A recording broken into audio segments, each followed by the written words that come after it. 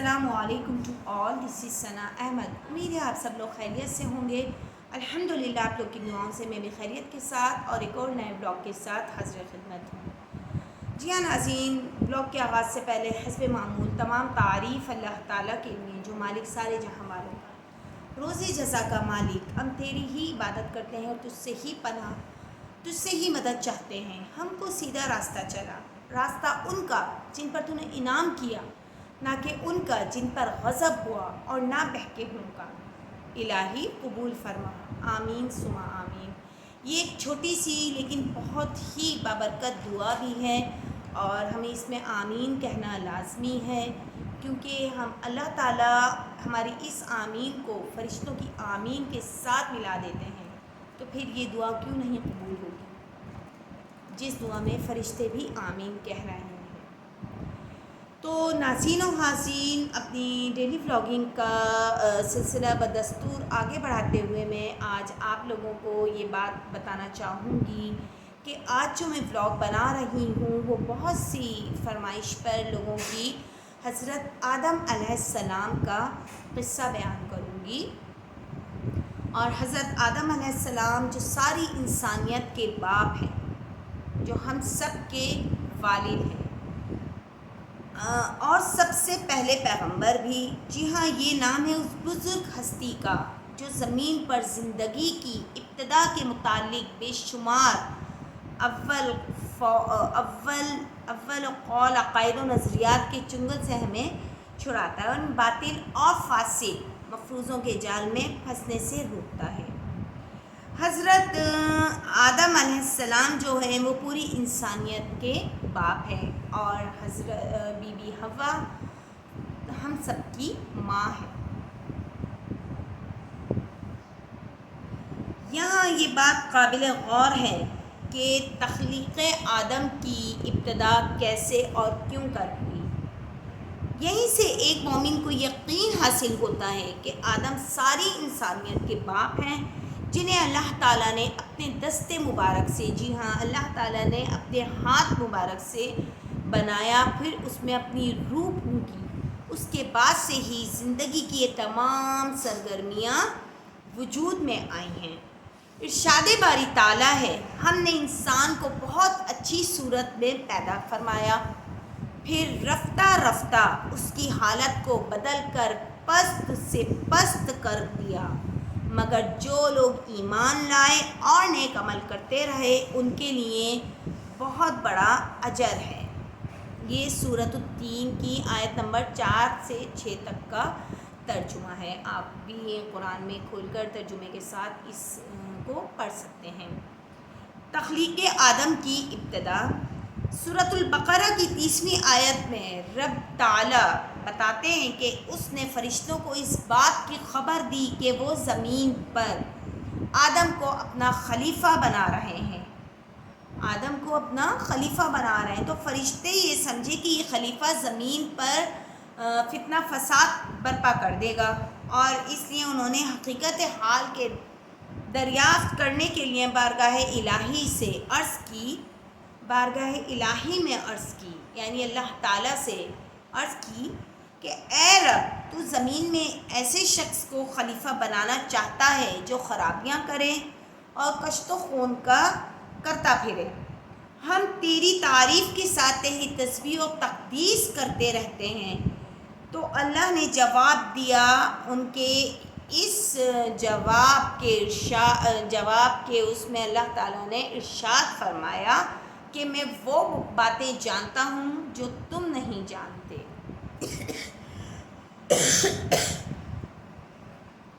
یہ بھی سورۃ البقرہ کی آیت نمبر 30 ہے۔ اللہ تعالیٰ نے حضرت آدم علیہ السلام کو مٹی سے بنایا، اس بنا پر آپ کا نام آدم ہے، کیونکہ آدم کو عدیم ارض سے پیدا کیا، اور عدیم ارض زمین کی اوپر کی سطح کو کہتے ہیں۔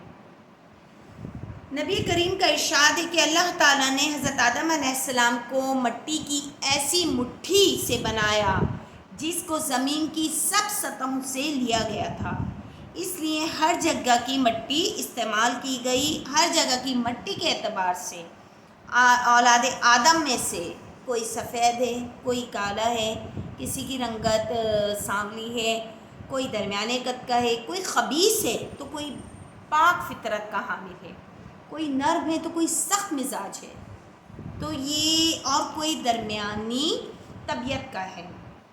یہی مطلب ہے اللہ کی اس قول کا کہ وہی اللہ ہے جس نے تمہیں مٹی سے پیدا کیا۔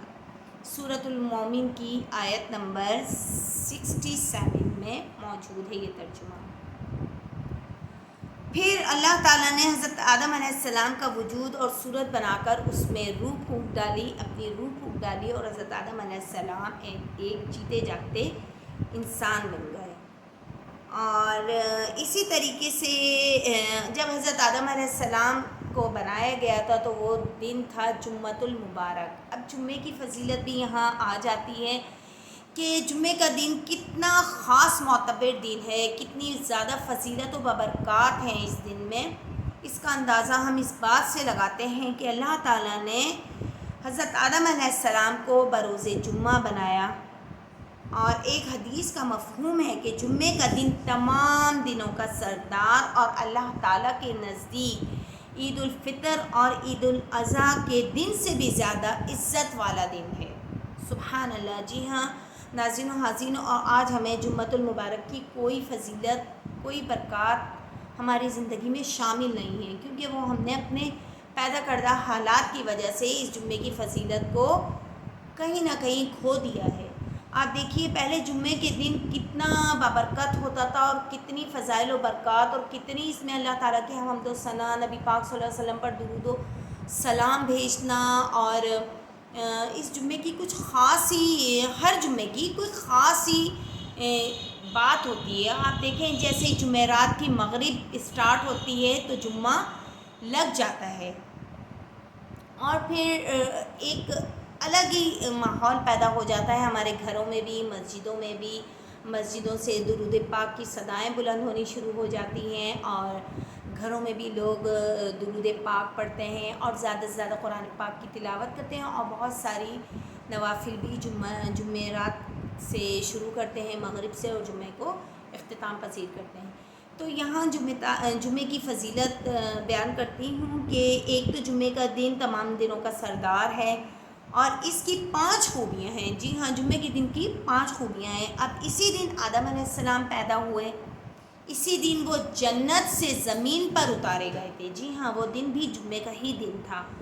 اسی دن ان کی وفات بھی ہوئی تھی جمعۃ المبارک کو، اور اسی دن میں ایک گھڑی، جمعۃ المبارک والے دن ایک گھڑی ایسی ہے جس میں بندہ اللہ تعالیٰ سے جو بھی مانگتا ہے اللہ اسے وہ ضرور عطا فرماتے ہیں۔ سبحان اللہ، سوائے حرام چیز کے سوال کے۔ جی ہاں جو حرام چیز کا سوال ہو، جو حرام دعا ہو، یا کوئی حرام چیز ہم اللہ تعالیٰ سے طلب کر رہے ہیں، یا کوئی حرام کام نعوذ باللہ ہو رہا ہو، اس کے سوا باقی تمام دعائیں قبول ہوتی ہیں، اور اسی دن قیامت بھی برپا ہوگی۔ جی ہاں قیامت بھی جمعے والے دن ہی آئے گی، اور زمین و آسمان میں جو بھی مقرب فرشتے ہیں، اور ہوائیں اور پہاڑ اور سمندر، سب اس دن استغفار کرتے ہیں۔ سبحان اللہ سبحان اللہ۔ یہاں جمعے کے دن کی فضیلت بھی ہمیں عیاں ہو گئی کہ جمعے کا دن کتنی بابرکت والا دن ہے۔ ایک تو سب سے پہلے اس میں ہمارے گھر کے جو مرد حضرات ہوتے ہیں وہ نہا دھو کر، تیار ہو کر، کپڑے اچھے کپڑے زیب تن کر کر، خوشبو لگا کر مسجد میں جاتے ہیں، مولانا صاحب کا جو خطبہ ہوتا ہے اس کو سنتے ہیں، اور اپنی نماز کی ادائیگی کرتے ہیں۔ دیکھیں اور کوئی دن مرد حضرات مسجد میں جائیں نہ جائیں، میرے اپنے ہسبینڈ ہیں کہ وہ 5 وقت کی نماز مسجد میں نہیں ادا کرتے، لیکن جمعے کے دن بہت اہتمام کے ساتھ جاتے ہیں، اور میرا چھوٹا بیٹا تو بڑا اچھا لگتا ہے، گھر میں افراتفری کا ماحول ایسا لگتا ہے جیسے عید والے دن صبح میں مسجد جاتے ہیں مرد حضرات، تو جو سما عید والے دن کا ہوتا ہے واقعی وہ جمعے والے دن ہمیں اپنے گھروں میں محسوس ہوتا ہے۔ اور اگر کسی نے اب تک محسوس نہیں کیا ہے تو وہ اس جمعے ضرور اس چیز کو محسوس کریں، ٹرائی کریں، اور دیکھیے کہ آیا یہ بات درست ہے، کیونکہ یہ بات میں نہیں کہہ رہی، یہ اللہ تعالیٰ فرما رہے ہیں۔ کہ جمعے کے دن کی جو 5 خوبیاں ہیں وہ نبی پاک صلی اللہ علیہ وسلم فرما رہے ہیں کہ جمعے کے دن میں ایک تو تمام دنوں کا سردار ہے، اور دوسرا جنت سے حضرت آدم علیہ السلام جمعے والے دن ہی نکالے گئے تھے، جمعے والے دن ہی آپ کا انتقال ہوا تھا، جمعے والے دن ہی تمام فرشتوں کو اور ان کو جو ہے ہوائیں اور پہاڑ اور سمندر سب جو ہے وہ استغفار کرتے ہیں، اور قیامت بھی جمعے والے دن ہی ہوگی۔ اچھا، اب ہمیں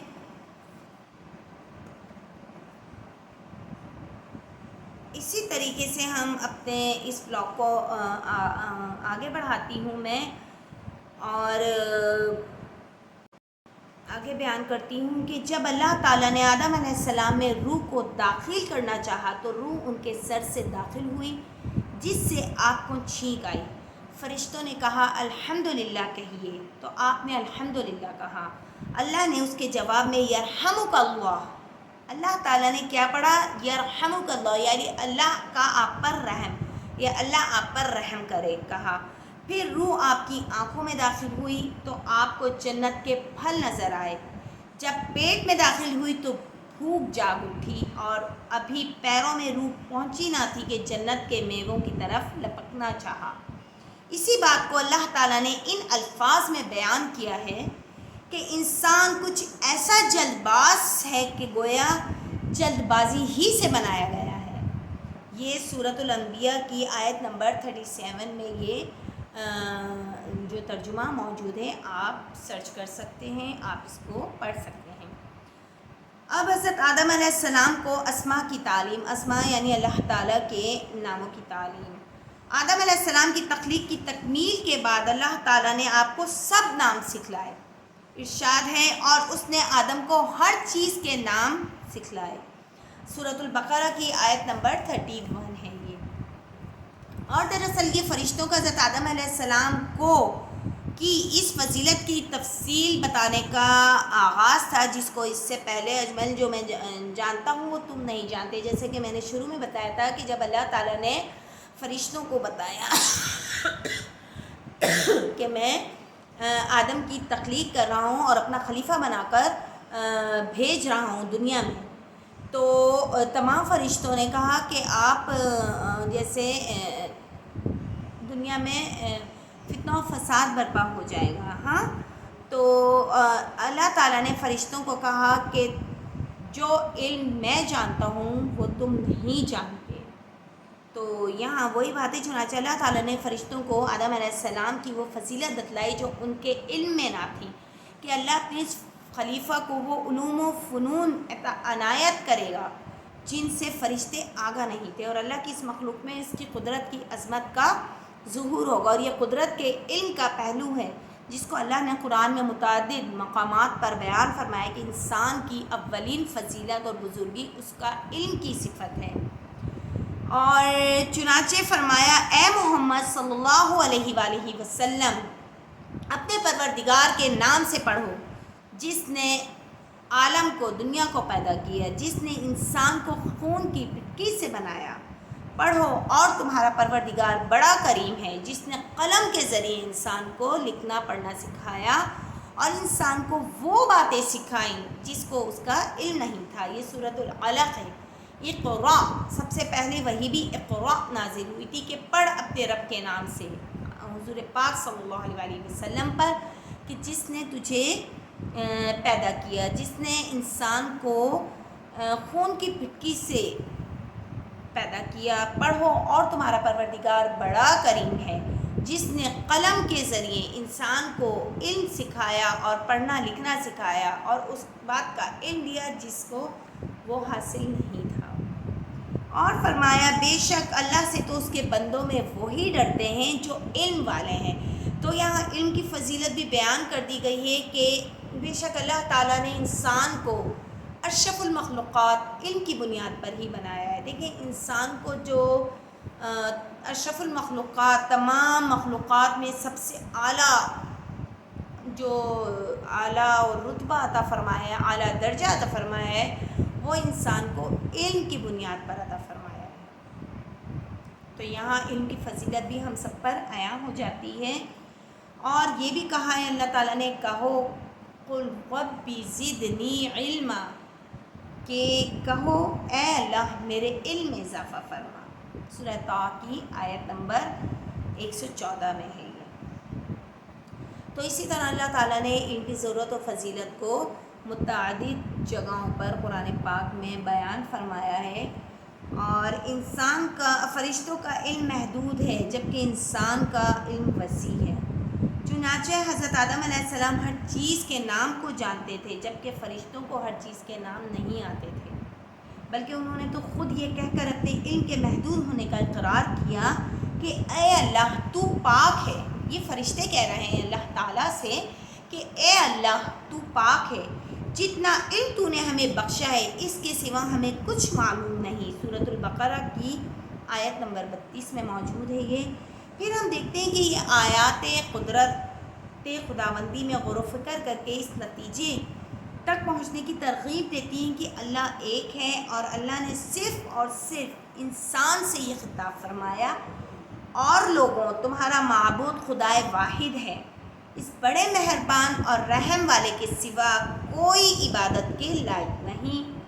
بے شک آسمانوں اور زمینوں کے پیدا کرنے میں اور رات اور دن کے ایک دوسرے کے پیچھے آنے جانے میں اور کشتیوں اور جہازوں میں جو دریا میں لوگوں کو فائدے کی چیزیں لے کر رواں ہیں، اور بارش میں جس کو اللہ تعالیٰ آسمان سے برساتا ہے اور اس سے زمین کو مرنے کے بعد یعنی خشک زمین پر جب بارش برستی ہے تو ہر طرف ہریالی سرسبزہ پیدا ہو جاتا ہے، تو پیدا کر دیتا ہے، اور زمین پر ہر قسم کے جانور پھیلانے میں اور ہواؤں کے چلانے میں اور بادلوں میں جو آسمان اور زمین کے درمیان گھرے رہتے ہیں، عقل مندوں کے لیے اللہ کی قدرت کی نشانیاں ہیں۔ بے شک سورۃ البقرہ میں آیت نمبر 163 سے 164 اس کا ترجمہ وہاں موجود ہے، آپ خود اس کی اسٹڈی کر سکتے ہیں، قرآن پاک کو کھول کر اس میں ترجمہ پڑھ سکتے ہیں۔ اب یہاں فرمایا کہ تو کیا اللہ کے سوا اور کوئی معبود بھی ہیں؟ ہرگز نہیں، بلکہ ان میں اکثر نہیں سمجھ رکھتے۔ بھلا کون بے قرار کی دعا قبول کرتا ہے جب وہ اس سے دعا کرتا ہے؟ کون اس کی تکلیف دور کرتا ہے؟ اور کون تم کو زمین میں اگلوں کا جانشین کرتا ہے؟ اور یہ سب کچھ اللہ تو کرتا ہے، بے شک اللہ تعالیٰ کرتا ہے۔ تو کیا اللہ کے ساتھ کوئی اور معبود ہے؟ ہرگز نہیں، ہرگز نہیں۔ ہمیں اللہ کے ساتھ کسی کو شریک نہیں ٹھہرانا، یہ سب سے بڑا شرک ہے، سب سے بڑا گناہ ہے۔ اور اللہ تعالیٰ یہاں انسان کو خوشخبری بنا کر آگے بھیجتا ہے، اور سب کچھ اللہ تعالیٰ ہی تو کرتا ہے، تو پھر بھی ہم اللہ تعالیٰ کے ساتھ کسی کو معبود ٹھہرائیں؟ جی نہیں، ہرگز نہیں۔ ہمیں اللہ تعالیٰ کے سوا کسی کو معبود نہیں بنانا، صرف اللہ تعالیٰ واحد و یکتا ایک ہے۔ سورۃ الاخلاص دیکھیں، میں نے ابھی اپنا بلاگ بنایا تھا، اس میں بھی میں نے پڑھا تھا یہ کہ قل هو اللہ احد اللہ الصمد لم یلد ولم یولد ولم یکن لہ کفوا احد۔ کہو کہ اللہ ایک ہے، اللہ بے نیاز ہے، نہ وہ کسی کا باپ ہے اور نہ کسی کا بیٹا، اور اس کا کوئی ہمسر نہیں، اللہ کے جیسا کوئی دوسرا نہیں ہے۔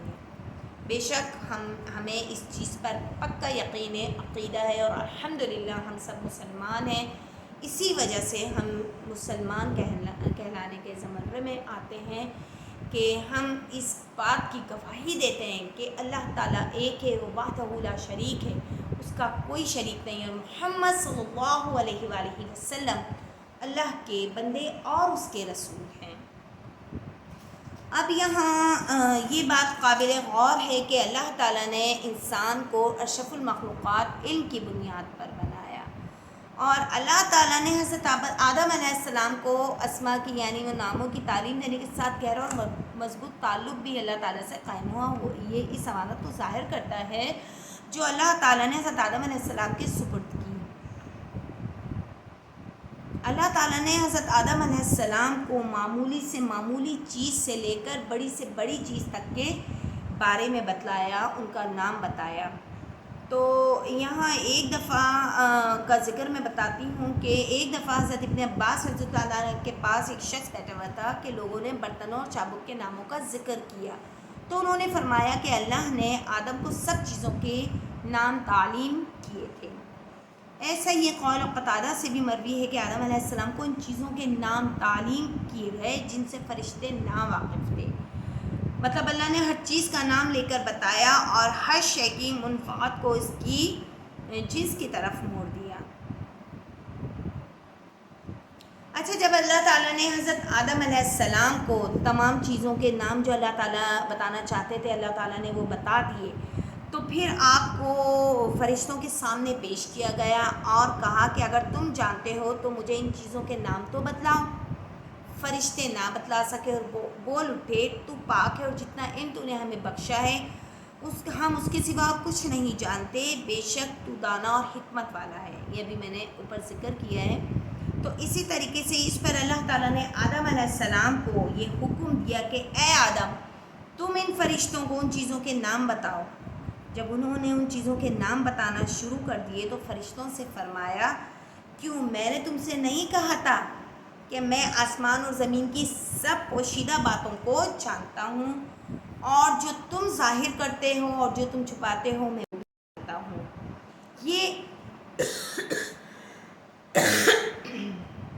یہ آیات بتلاتی ہیں کہ جب حضرت آدم علیہ السلام نے حکم الہی سے، دیکھیں حضرت آدم علیہ السلام نے خود سے نہیں، حکم الہی جب اللہ تعالیٰ کا حکم ہوا تو آپ نے سب چیزوں کے نام بتائے، اور اللہ تعالیٰ نے آپ کو وہ علم بھی عطا فرما دیا تھا، ان چیزوں کے نام سکھا دیے تھے، تعلیم عطا فرما دی تھی، اس لیے آپ نے ان چیزوں کے نام بتائے جن سے فرشتے ناواقف تھے۔ تو فرشتے بعد میں تو کچھ بھی نہ بول سکے، اور اللہ نے ان پر بھی یہ کہا کہ حجت تمام کر دی کہ وہ ظاہر اور غیب کی ہر بات جانتا ہے۔ دراصل فرشتوں نے حضرت آدم علیہ السلام میں ایسی بات دیکھی تھی جس کا انہیں اس سے پہلے تصور بھی نہ تھا، اور انہیں یقین ہو گیا تھا کہ آدم وہ کر دکھائیں گے جس کے وہ ہرگز بھی اہل نہیں۔ اس مقام پر اس حقیقت کو ظاہر کرنا ازحد ضروری ہے کہ قرآن کریم صاف صاف بتاتا ہے کہ پہلی مخلوق ہرگز بھی بے علم اور جاہل نہیں تھی، یا یہ کہ وہ بتدریج ترقی کرتے کرتے رب کی ذات کی توحید کی معرفت حاصل کرنے میں کامیاب ہوئی۔ نہ تو وہ گونگی تھی جسے بعد میں بولنا سکھایا گیا، اور نہ وہ بہری تھی کہ انہیں کچھ نہیں معلوم تھا۔ بہرحال اسی طریقے سے اللہ تعالیٰ کی توحید اور اس کی ذات کی معرفت سے آگاہی حاصل ہوتی ہے انسان کو، اور اللہ تعالیٰ نے آخر میں یہ بتلا دیا کہ ہم نے انسان کو بہترین صورت پر پیدا کیا ہے۔ قرآن کریم نے حضرت آدم علیہ السلام کے بارے میں مزید جو کچھ بتایا ہے اور جو انہوں نے اللہ تعالیٰ سے دعائیں مانگیں وہ اس بات پر دلیل ناطق ہے۔ فرشتوں کا حضرت آدم علیہ السلام کو سجدہ کرنا۔ جی ہاں ناظرین و حاضرین، جب یہاں حضرت آدم علیہ السلام کی تخلیق مکمل ہو گئی اور اللہ تعالیٰ نے حضرت آدم علیہ السلام کی عزت افزائی یوں کی کہ فرشتوں کو تعظیمی سجدہ کرنے کا حکم دیا، جو سجدہ عبادت نہ تھا۔ دیکھیں، ہمیں سجدہ تو صرف اللہ تعالیٰ کی لیے کرنا ہے، اللہ تعالیٰ کو کرنا ہے سجدہ، اپنا سر اللہ کے آگے جھکانے کے سوا ہمیں کسی کے آگے نہیں جھکانا۔ تو چونکہ یہ ایک تعظیمی سجدہ تھا، اللہ تعالیٰ نے حضرت آدم علیہ السلام کو عزت و توقیر دینے کے لیے فرشتوں کو حکم دیا کہ آدم علیہ السلام کو سجدہ کرو، کیونکہ سجدہ عبادت صرف اللہ ہی کے لیے ہے، زیبا ہے، بے شک اللہ ہی کو یہ حق حاصل ہے کہ ہم سجدہ اللہ کو کریں۔ تعظیمی سجدہ ایک معروف بات تھی، جیسا کہ قصہ یوسف میں ذکر ہے کہ برادران یوسف نے بھی انہیں سجدہ کیا تھا۔ حضرت یوسف علیہ السلام کے جو بھائی تھے انہوں نے بھی حضرت یوسف علیہ السلام کو تعظیمی سجدہ کیا تھا۔ کوئی ان کو نعوذ باللہ ان کے سامنے سر بسجود ہو کر کوئی اللہ تعالیٰ کی طرف سے ہٹے نہیں تھے، وہ سجدہ انہوں نے تعظیمی کیا تھا۔ تعظیمی سجدہ نبی کریم صلی اللہ علیہ وسلم سے پہلے تک جائز تھا، اور جب درختوں اور اونٹوں نے آپ کو سجدے کیے تو صحابہ نے عرض کیا کہ ہم اس بات کے زیادہ مستحق ہیں کہ آپ کو سجدہ کریں۔ اب یہاں دیکھیں، جب نبی پاک صلی اللہ علیہ وآلہ وسلم کو اونٹ بھی سجدہ کر لیتے تھے، درخت بھی اللہ تعالیٰ کے حکم سے جھک جاتے تھے، تو صحابہ کرام میں یہاں تکرار شروع ہو گئی کہ وہ جو ہیں وہ اس بات کے زیادہ مستحق ہیں کہ وہ حضرت حضور پاک صلی اللہ علیہ وسلم کو سجدہ کریں، مگر آپ صلی اللہ علیہ وآلہ وسلم نے یہ کہہ کر منع کر دیا کہ اب سوائے اللہ رب العالمین کے کسی کو سجدہ جائز نہیں۔ جی ہاں، ورنہ یہاں یہ صورتحال پیدا ہو گئی تھی کہ چونکہ نبی پاک صلی اللہ علیہ وسلم کی محبت میں صحابہ کرام یہ عرض کر رہے تھے، تو آپ صلی اللہ علیہ وسلم کو یہ محسوس ہونے لگا کہ خدا نہ خواستہ مجھے یہ سجدہ کرنا نہ شروع کر دیں، سجدہ تو ہمیں ایک اللہ کو کرنا ہے۔ چنانچہ آپ صلی اللہ علیہ وسلم نے یہ کہہ کر منع کر دیا تھا صحابہ کو کہ اب سوائے رب العالمین کے اور کسی کے آگے سجدہ جائز نہیں۔ حضرت معاذ بن جبل نے شام سے واپسی پر آپ صلی اللہ علیہ وسلم کو سجدہ کیا تو آپ صلی اللہ علیہ وسلم نے دریافت فرمایا، یہ کیا؟ عرض کیا، یا رسول اللہ، میں نے شام میں لوگوں کو دیکھا ہے کہ وہ اپنے پادریوں اور علماء و مشائخ کے لوگوں کو سجدہ کرتے ہیں، اس لیے میں نے بھی ایسا کر لیا۔ تو آپ صلی اللہ علیہ وسلم نے ان پر سختی سے انہیں فرمایا کہ ہرگز ایسا مت کرو، اگر میں کسی کو کسی کے آگے سجدہ کرنے کی اجازت دیتا تو بیوی کو حکم دیتا کہ وہ اپنے شوہر کو سجدہ کرے۔ سبحان اللہ، یہاں دیکھیں میاں بیوی کے حقوق کی بھی تھوڑی سی بات آ جاتی ہے کہ شوہر کا حق بیوی پر کتنا زیادہ ہے اور کتنی معتبر شخصیت ہو جاتی ہے ایک مرد کی۔ تو کیا حکم ہے کہ اگر اللہ کے سوا کسی اور کو سجدہ کرنے کا حکم ہوتا تو وہ بیوی کو حکم ہوتا کہ اپنے شوہر کو سجدہ کرے۔ ایک روایت میں ہے کہ آپ نے انسان کو سجدہ کرنے سے منع کیا بلکہ مصافحہ کرنے کا حکم دیا۔ جی ہاں، ہاتھ ملانے کا حکم دیا کہ سجدہ نہ کرو، فرشتوں سے سجدہ کروا کر، فرشتوں سے تو اللہ تعالیٰ نے سجدہ کروا کر حضرت آدم علیہ السلام کو 4 طرح سے عزت افزائی بخشی۔ وہ کیا تھی عزت بخشی؟ آپ کو اپنے ہاتھ سے پیدا کیا، سبحان اللہ بولتے جائیے۔ آپ میں اپنی روح پھونک دی اللہ پاک نے، سبحان اللہ۔ سب چیزوں کے ناموں کی تعلیم اللہ تعالیٰ نے آپ کو عطا فرمائی، سبحان اللہ، اور فرشتوں سے تعظیمی سجدہ کروایا، سبحان اللہ۔ اچھا، اب یہاں فرشتوں کا جہاں ذکر آتا ہے تو وہاں حضرت آدم علیہ السلام کا ذکر اور ابلیس کا ذکر نہ آئے۔ خبیث جو تھا ابلیس، شیطان، اس کا ذکر نہ آئے، یہ کیسے ہو سکتا ہے؟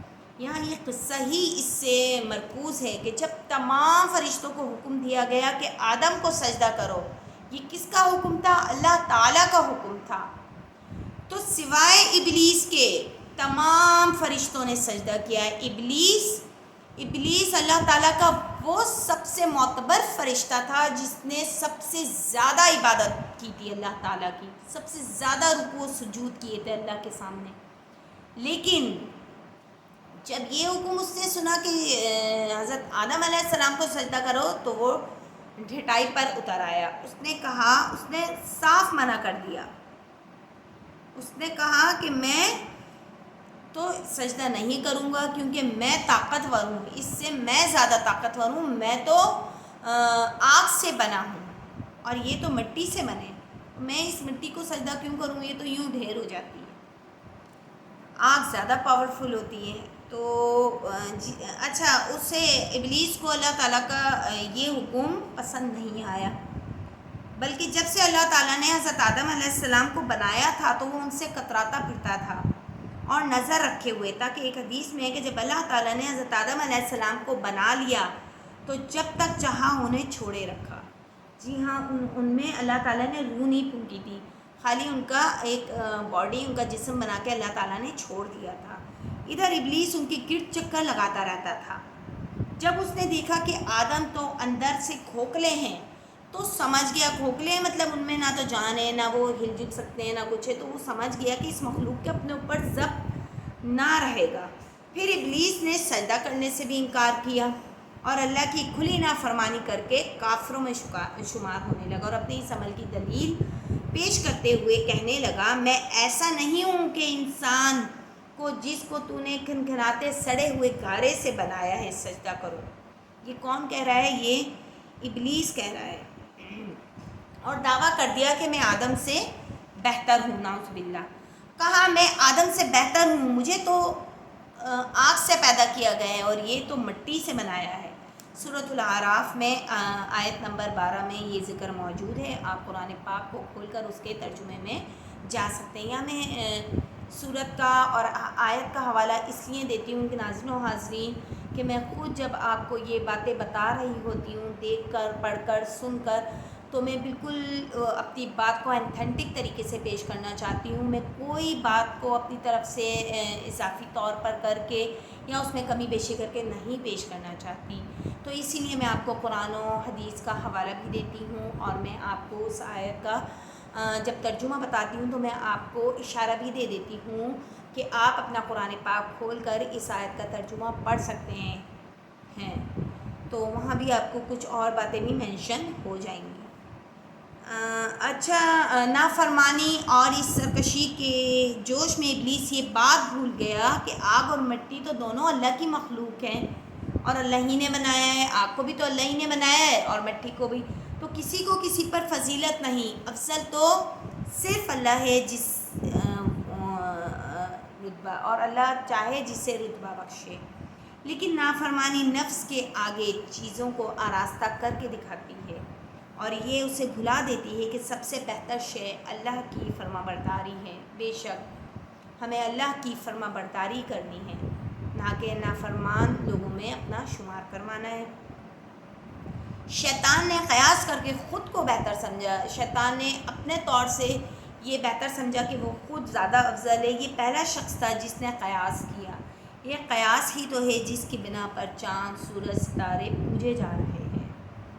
یہی اللہ نے ابلیس کو حکم دیا، نکل جا یہاں سے، تو مردود ہے اور تجھ پر قیامت کے دن تک میری لعنت ہے۔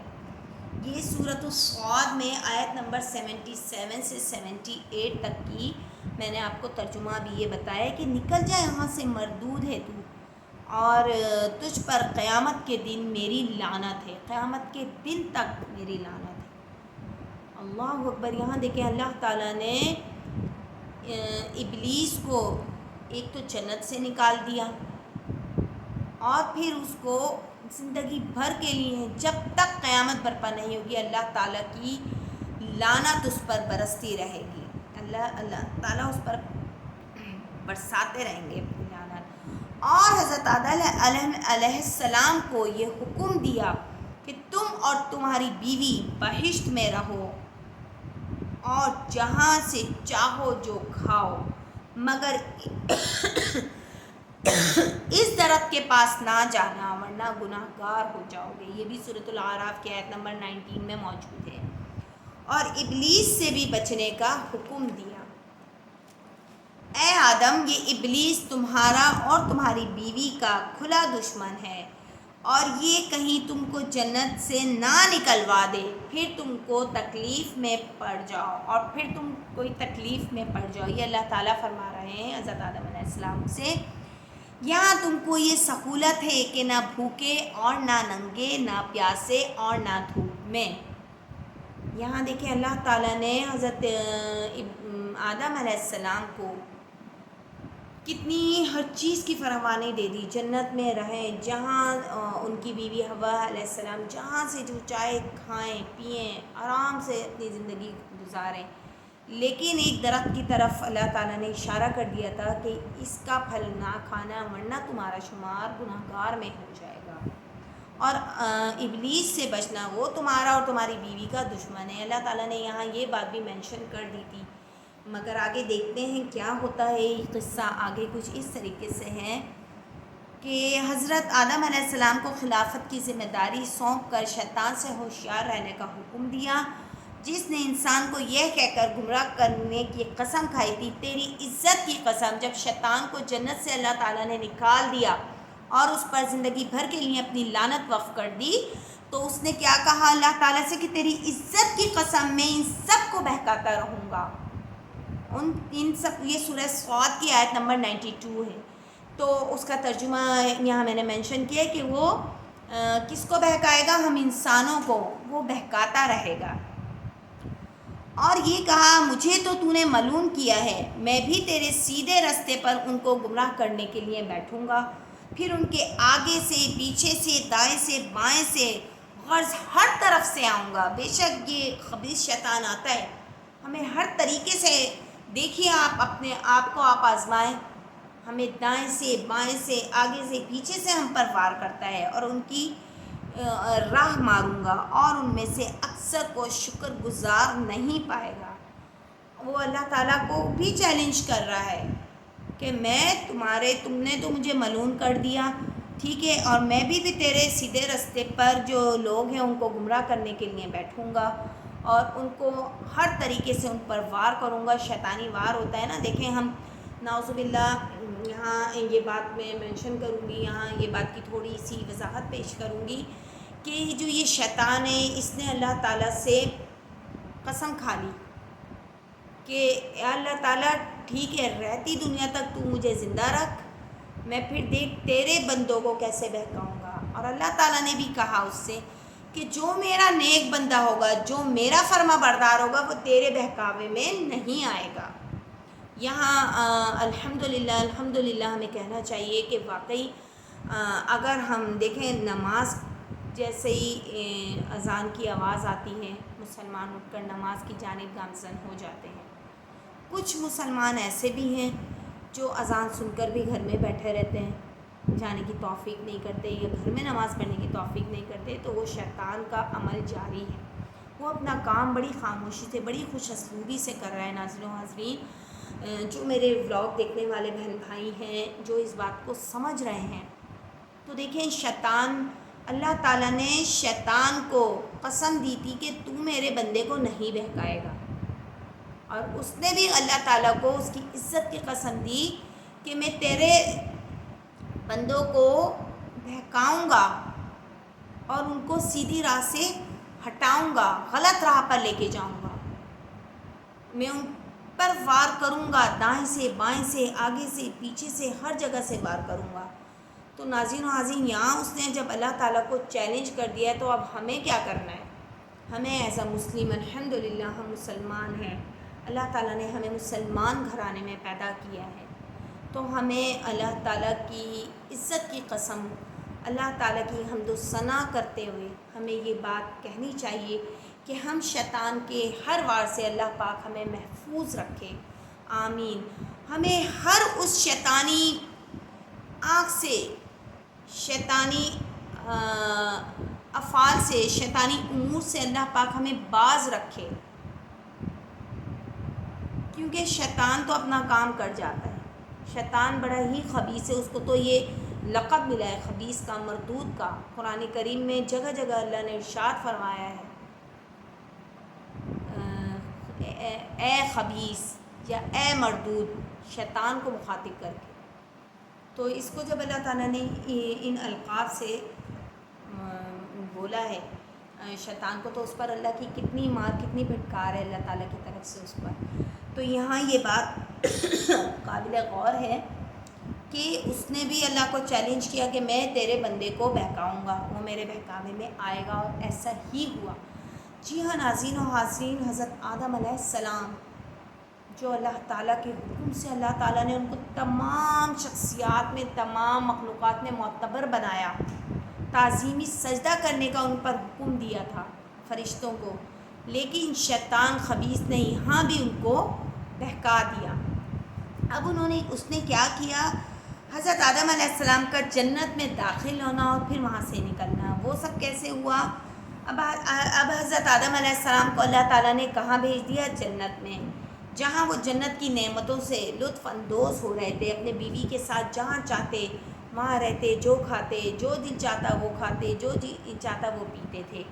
اور بالآخر ادھر شیطان بھی طاق میں لگا ہوا تھا. یہاں اس اسٹوری میں بڑا ٹویسٹ آ جاتا ہے کہ یہاں دیکھیں شیطان اپنے کام میں جاری و ساری ہے، وہ بڑی طاق میں لگا ہوا ہے کہ کوئی موقع ملے اور وہ حضرت آدم علیہ السلام پر حملہ کرے، اپنا شیطانی وار پھینکے، وسوسہ ڈالے ان پہ. اور بالآخر اس نے وسوسے ڈالنے میں کامیابی حاصل کی. اس نے کہا میں تم کو ایسا درخت نہ بتاؤں جو ہمیشہ زندگی کا ثمر دے اور ایسی بادشاہت جو کبھی ختم نہ ہو. یہ سورہ طٰہٰ میں آیت نمبر 120 ہے. تو یہاں شیطان دونوں کو بہکانے لگا، دونوں کو، کن کو؟ حضرت آدم علیہ السلام اور ان کی بیوی کو، تاکہ دونوں کی ستر کی چیزیں جو ان سے پوشیدہ تھیں انہیں کھول دے. اور کہنے لگا تم کو تمہارے پروردگار نے اس درخت سے صرف اس لیے منع کیا ہے تاکہ تم کہیں فرشتے نہ بن جاؤ اور ہمیشہ جیتے نہ رہو. اور ان سے قسم کھا کر کہا میں تو تمہارا خیر خواہ ہوں. سورۃ الاعراف میں آیت نمبر 20 اور 21 میں یہ ترجمہ موجود ہے. غر شیطان لگا رہا، وسوسے ڈالتا رہا اور بالآخر حضرت آدم علیہ السلام اور ان کی زوجہ نے اس درخت سے کھا ہی لیا. جی ہاں، اس درخت سے وہ پھل کھا ہی لیا جس کا انہیں اللہ تعالیٰ نے منع فرمایا تھا، اور کہا تھا کہ اگر تم اس درخت کی طرف بھی جاؤ گے تو تمہارا شمار ظالموں میں ہونے لگے گا، نافرمانوں میں ہونے لگے گا. اور آدم نے اپنے پروردگار کے حکم کے خلاف کیا اور اپنے مطلوب سے بے راہ ہو گئے. سورہ طٰہٰ آیت نمبر 121. جس کی پاداش میں انہیں جنت سے زمین پر اتار دیا گیا تاکہ اللہ کی تقدیر نافذ ہو. اس کے بعد سے انسان اور شیطان میں مستقل عداوت چلی آ رہی ہے.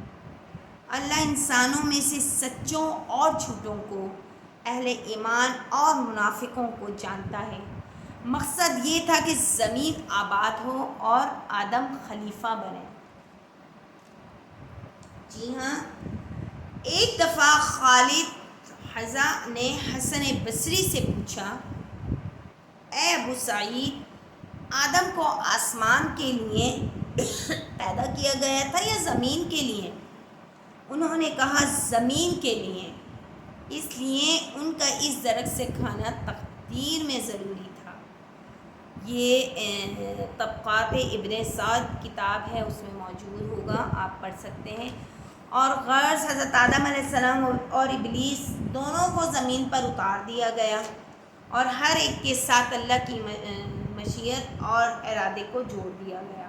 اور یہ دونوں ایک دوسرے کے دشمن ہیں آج تک، اور شیطان بہکانا چاہتا ہے اور اللہ ڈرا رہا ہے کہ اے آدم کی اولاد، کس کو؟ ہم سب کو مخاطب کر کے، کیونکہ ہم سب آدم علیہ السلام کی اولاد ہیں. اے آدم کی اولاد، دیکھنا نہیں تمہیں بہکانا دے جس طرح تمہارے ماں باپ کو بہکا کر جنت سے نکلوا دیا. اللہ اکبر. یہاں اللہ تعالیٰ فرما رہے ہیں ہم انسانوں سے کہ تمہارے ماں باپ کو نکلوا دیا جنت سے. ہمارے ماں باپ کون؟ حضرت آدم و حوا علیہ السلام. جب شیطان زمین پر اترا تو کہنے لگا اے رب، تو نے مجھے آدم کی وجہ سے جنت سے نکالا اور تیری مدد اور طاقت کے بغیر میں اس پر قوی نہیں ہو سکتا. اللہ تعالیٰ نے کہا تمہیں اس پر مسلط کر دیا. اس نے مزید اضافہ مانگا. کس سے؟ اللہ تعالیٰ سے. تو اللہ نے کہا جب بھی آدم کے ہاں اولاد ہوگی ویسے ہی تیرے ہاں بھی ہوگی.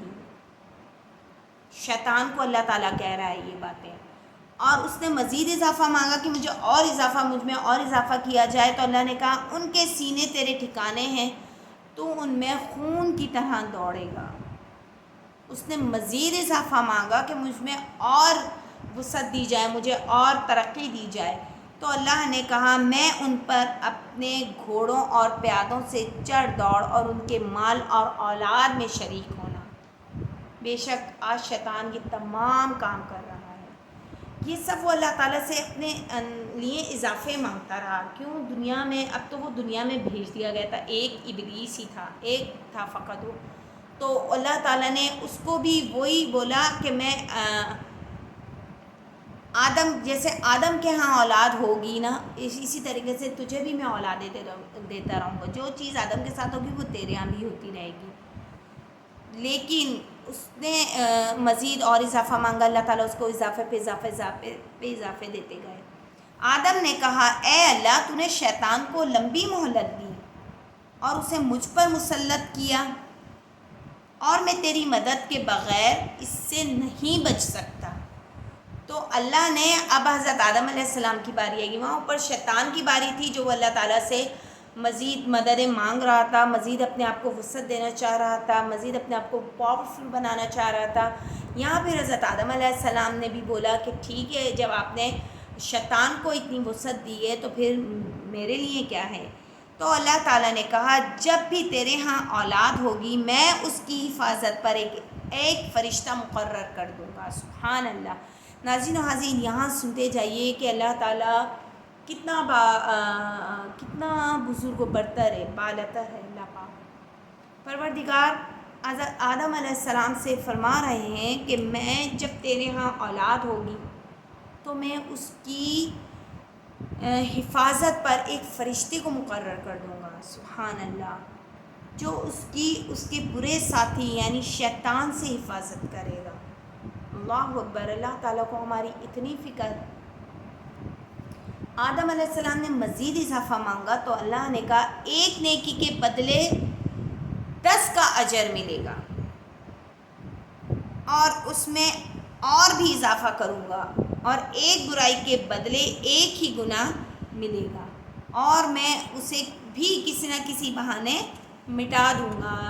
سبحان اللہ۔ یہاں دیکھیں اللہ پاک ہمیں ایک نیکی کے بدلے 10 کا اجر ملے گا، 10 نیکیوں کا اجر ملے گا۔ مطلب ہم نے ایک نیکی کی ہے، جیسے کسی غریب کو کھانا کھلا دیا، یا کسی راہ چلتے ہوئے راستے میں سے کوئی تکلیف دہ چیز ہٹا دی، کوئی کانٹا، کوئی پتھر، کوئی بھی ایسی چیز جو ہمیں تکلیف پہنچا رہی ہے، کسی کو بھی تکلیف پہنچا سکتی ہے، کیلے کا چھلکا ہے، کچھ بھی واٹ ایور وہ چیز ہو سکتی ہے، ہم نے وہ ہٹا دی تو وہ ایک نیکی ہوئی نا، لیکن اجر ہمیں کیا ملے گا؟ 10 نیکیوں کا اجر ملے گا۔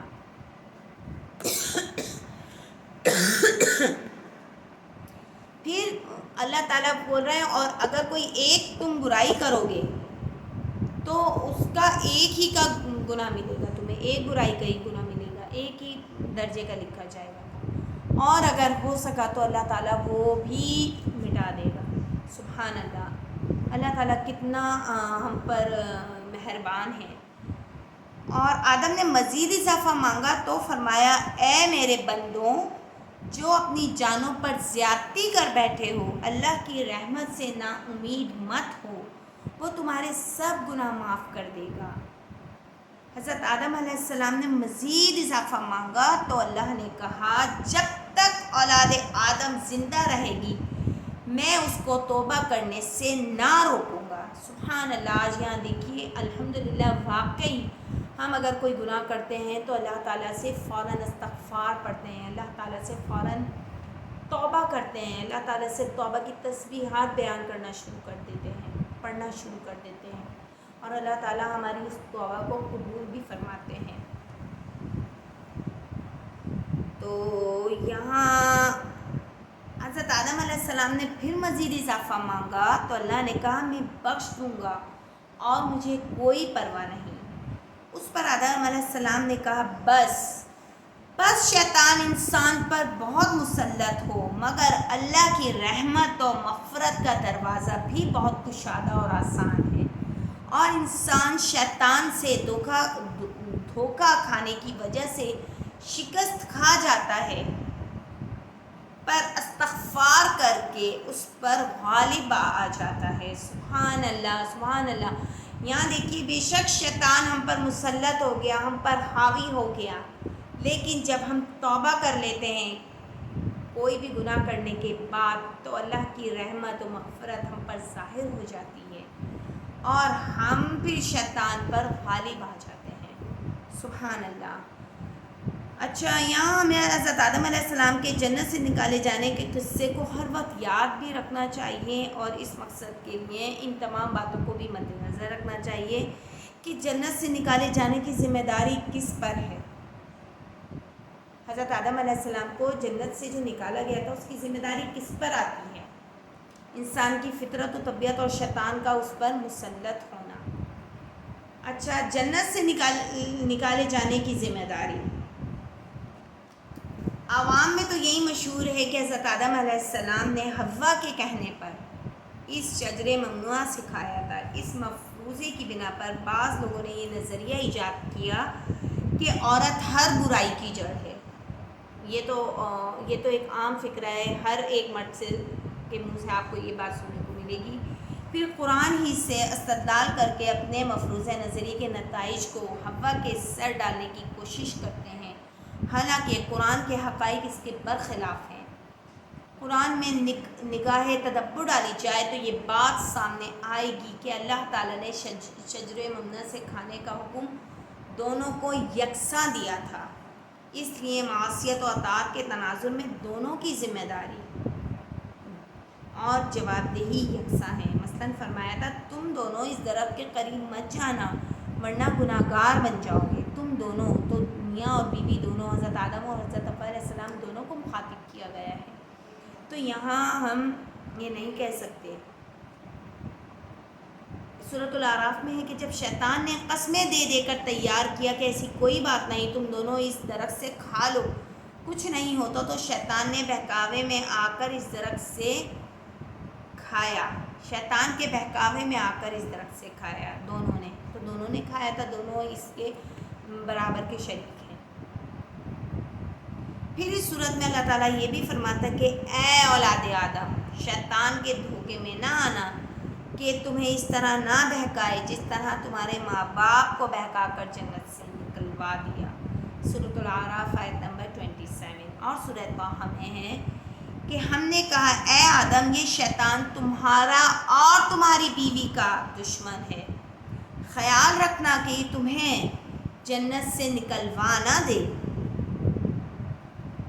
یہ آیات ہمیں اسلام کے اس بنیادی اصول کی تعلیم بھی دے رہی ہیں کہ کوئی انسان دوسرے کے فعل کا ذمہ دار نہیں، ہر انسان اپنے کیے دھرے کا خود ذمہ دار ہے، ہر شخص اپنے اعمال کے بدلے میں گرفتار ہے۔ اور فرمایا اللہ کسی شخص کو اس کی طاقت سے زیادہ تکلیف نہیں دیتا، اچھے کام کرے گا تو اس کا فائدہ اسے ہی پہنچے گا، اور اگر برے کام کرے گا تو ان کا نقصان بھی اسے ہی پہنچے گا۔ سورۃ البقرہ کی آیت نمبر 286 میں یہ ترجمہ موجود ہے۔ اور فرمایا کوئی اٹھانے والا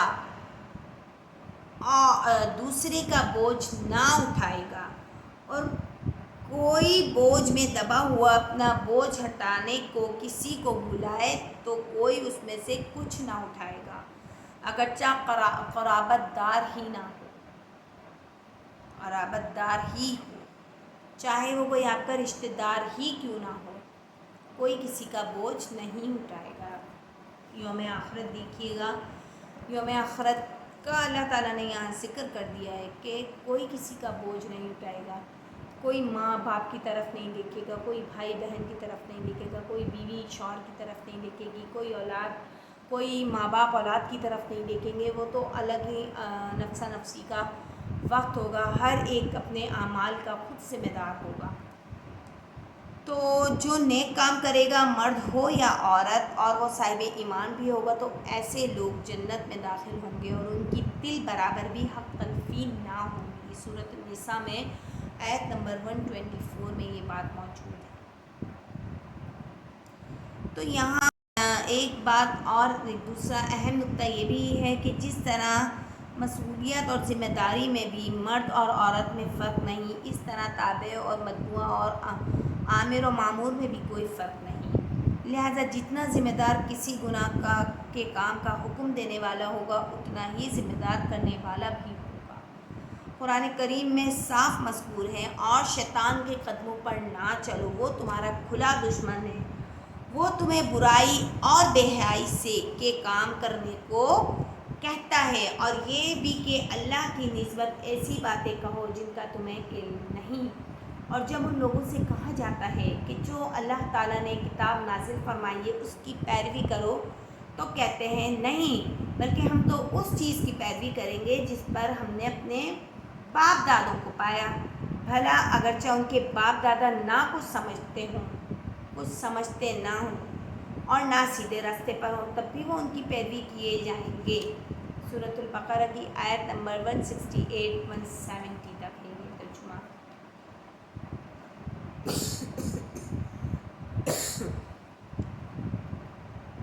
تو یہاں اللہ تعالیٰ مزید فرما رہے ہیں کہ شیطان نے آدم کے دل میں وسوسہ ڈالا۔ جی ہاں ناظرین و عزیزین، یہاں شیطان اپنا کام کرنے میں کامیاب ہو گیا، اس نے وسوسہ ڈالا اور جنت سے حضرت آدم و حوا علیہ السلام کو دنیا میں بھیج دیا، مطلب جنت سے نکلوا دیا اور اللہ تعالیٰ نے ان کو دنیا میں بھیج دیا۔ اب یہاں آ کر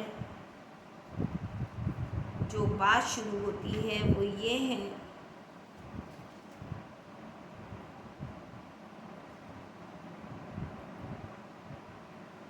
کہ اللہ تعالیٰ نے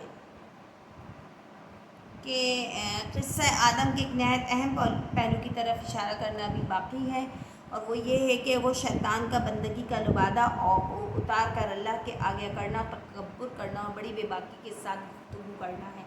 شیطان اللہ کی عزت و بزرگی اور قدرت و طاقت سے خوب واقف تھا، اس نے اس کی عزت کی قسم بھی اٹھائی۔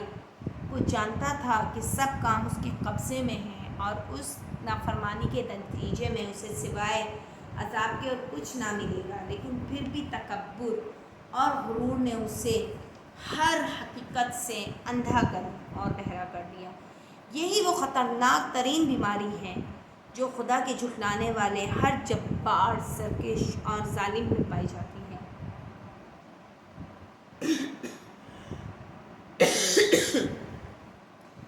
اللہ تعالیٰ ارشاد فرماتے ہیں قرآن پاک میں، تو ان کی قوم کے سردار لوگ جو غرور رکھتے تھے غریب لوگوں سے جو ان میں سے ایمان لے آئے تھے، کہنے لگے بھلا تم یقین کرتے ہو کہ صالح اپنے پروردگار کی طرف بھیجے گئے ہیں؟ انہوں نے کہا ہاں، جو چیز دے کر وہ بھیجے گئے ہیں ہم اس پر ایمان رکھتے ہیں۔ تو وہ مغرور سردار کہنے لگے کہ جس چیز پر تم ایمان لائے ہو ہم اس کو نہیں مانتے، ہم تو اس کو نہیں مانتے۔ یہاں اللہ تعالیٰ کے منکرین کی صفت کو قرآن کریم میں متعدد مقامات پر بیان کیا گیا ہے، یعنی تکبر کرنا شیطانی صفت ہے جو کسی مسلمان کو ہرگز زیور نہیں دیتی کہ اس مہلک بیماری کے ہاتھوں گناہک پریشان ہو اور روگردانی کا مرتکب نہ ہو جائے۔ اللہ تعالیٰ نے اس سے منع کیا ہے، چنانچہ ارشاد باری تعالیٰ ہے، اور زمین پر اکڑ اور تن کر مت چلو کہ زمین کو پھاڑ تو نہیں ڈالو گے اور نہ لمبا ہو کر پہاڑ کی چوٹی تک پہنچ جاؤ گے۔ سورۃ الاسراء آیت نمبر 37۔ اور جو اللہ تعالیٰ کے عاجز اور نیکوکار بندے ہوتے ہیں ان کی صفت یہ ہوتی ہے، اور اللہ کے بندے تو وہ ہیں جو زمین پر آہستگی سے چلتے ہیں۔ سورۃ الفرقان آیت نمبر 63۔ یہاں میں اپنا ولاگ کا اختتام کروں گی کہ یہاں اللہ تعالیٰ جو شیطانی صفت ہے تکبر، وہ انسان کو مخاطب کر کے کہا جا رہا ہے کہ شیطانی عمل یعنی تکبر اور غرور مت کرنا اور زمین پر اکڑ کر مت چلو جیسا کہ تم سے پہلے لوگ چلتے تھے۔ جی ہاں، یہاں ناظرین و حاضرین ہمیں اللہ پاک تکبر سے بچائے اور اللہ تعالیٰ کی حمد و ثنا، اللہ تعالیٰ کی بڑائی بیان کرنے کی توفیق عطا فرمائے، اور یہاں اللہ پاک ہمیں شیطانی وسوسوں سے بچائے۔ شیطانی جو کوئی بھی نعوذ باللہ شیطانی کام دماغ میں ہمارے آتا ہے، فوراً استغفار کی تسبیح پڑھنا شروع کر دیں۔ استغفار کی تسبیح نہیں، استغفر اللہ بولنا شروع کر دیں۔ سبحان اللہ و بحمدہ، سبحان اللہ العظیم پڑھنا شروع کر دیں۔ یا حی یا قیوم برحمتک استغیث پڑھیں۔ یا ارحم الراحمین پڑھنا شروع کر دیں۔ مطلب یہ کہ شیطان کے وسوسے سے اللہ تعالیٰ ہم سب کو محفوظ رکھے، کیونکہ وہ تو اپنا کام کیے جا رہا ہے۔ جو شیطان نے اللہ تعالیٰ سے قسم لی ہے کہ میں تیرے بندے کو، اور جو تیرا بندہ ہوگا میں اسے بہکاؤں گا، اور اللہ نے بھی اسے قسم دی کہ جو میرا نیک بندہ ہوگا وہ تیرے بہکاوے میں نہیں آئے گا۔ اور بے شک ہم چاہتے ہیں کہ ہم اللہ تعالیٰ کے نیک بندوں میں ہمارا شمار ہو، ہمیں شیطانی وسوسوں سے اللہ تعالیٰ ہمیشہ ہمیشہ کے لیے محفوظ رکھے۔ آمین ثم آمین۔ وآخر دعوانا الحمد للہ رب العالمین۔